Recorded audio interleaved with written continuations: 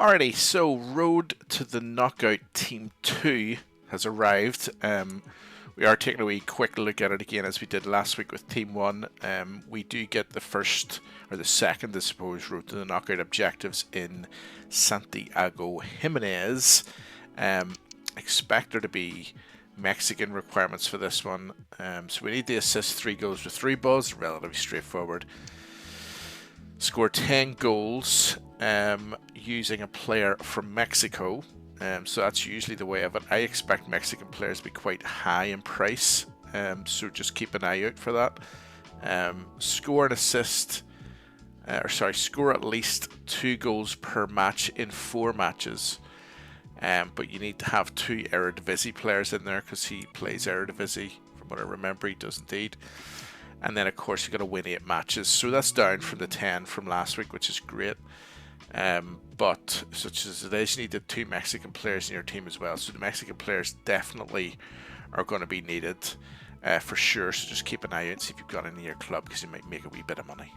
And we did get an Evo. Rttk unleashed the power of Spain. So Spanish players solely for this one. I don't actually have a massive amount of Spanish players in my club that's actually going to fit this, but so it was a good shout. Ricky Puig, who's an absolute favourite of mine, as you'll know if you followed the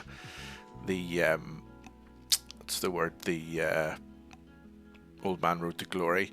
I just love him. So I do. He's just one of the best midfield players I think you can get.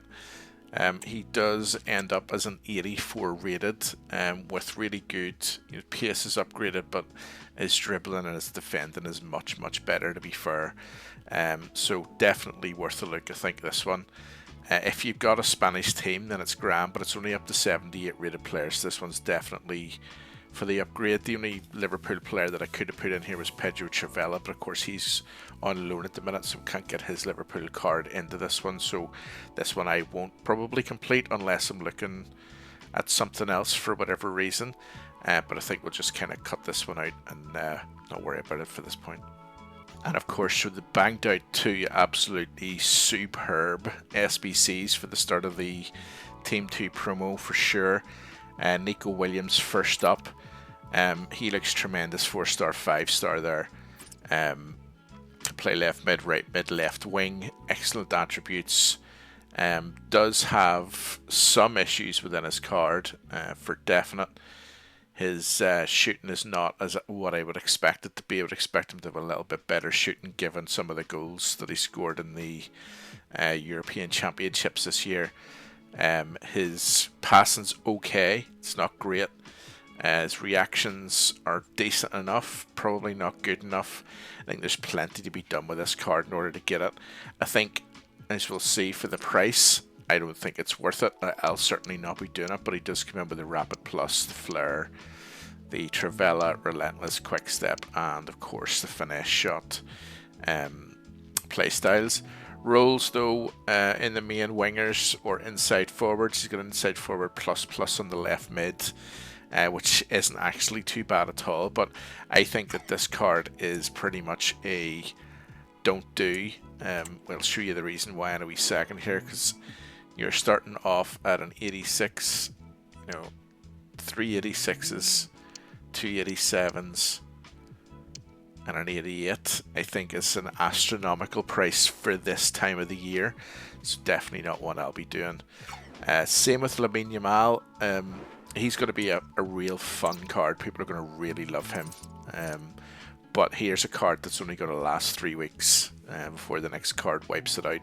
This is not a card that's going to take you to Team of the Year. It's not going to happen. So 4-star, 3-star already is an issue. I'd prefer to have at least 4-star weak foot on wingers. Can play both sides, but again, he's not going to be as effective on the left side. Actually, is he right-footed? Does it say here? Does it say anymore? It doesn't tell you anymore, does it? Or does it? That's interesting, doesn't tell you. Oh, he's left-footed. So he predominantly plays on the right, but he's going to need to come in on his left foot because he doesn't have a decent enough right foot for me to be able to play in that way. So we would have to play out on the left-hand side. He's got good pace. His shooting's okay. It's better than that other card that we looked at, that Nico Williams card that we looked at. It's way better than that. His passing is still not the best, but it's, again, it's better than Nico Williams' passing. And his dribbling also seems to be much better as well. So out of the two, this is the one I would do. And the other reason why is that, you know, you've got a week to get him done, and you've got a month to get him done. I think it's probably a better prospect, given that he is a 84, 85, 86, and an 87 with the team of the week. So definitely, if I was going to do them, I would do him. They don't fit my current squad at the minute, because the squad that I'm using is a 4-1-2-1-2, and there's no room for wingers. Actually, what I look for are half wingers in that formation. But there you go. We're going to have a wee look at the team now, and there we go. Okay, so I think Kane probably is the biggest one coming out of this one, and he's actually had quite a good boost, to be honest with you. 3-star, 4-star. Can only play striker, but where his boost comes in is the pace, but also his agility and balance is much better as well, as far as this kind of card is concerned. Reactions, excellent. Dribbling's not too bad either. His ball control is very good. Short passing, long passing is very good for this part of the game, and of course that shooting is unbelievable. I would say he's going to be quite a significant card as far as money is concerned. I wonder if we could just get a quick look and see. No, it's just on search. So next up, Van Dijk, of course, the one that I want, and I think every single Liverpool supporter wants. 2-star, 3-star, centre back only. Good pace for the start this time, apart from his acceleration is a bit low, but I mean, a shadow's going to take care of that easily. Passing is good, not bad actually at all. His long pass is quite good, which it should be, because he does have a long pass on him, let's be honest. Obviously his agility and balance is low, but we don't really need him to be agile. We need him to defend, which he will do in spades. Of course, defending at 91, physical at 88, and his defensive awareness at 91, so he's going to be hard to get past. Playstyles wise, he's got most of the he's got the anticipate, he's got the bruiser, he's got the block, and he's got the jockey, but he also has that area plus as well, which is brilliant for managing corners as they come in. And he has ball playing defender plus. I wouldn't necessarily play him as a ball playing defender, even though that's what he is. I think in this game you need your defenders to defend, so I'd definitely be using defender plus for him. And then Kai Havertz is a notable one as well. His card has been massively juiced up compared to that absolute rubbish that is his gold card. 4-star in this one. He can play cam, centre mid, striker.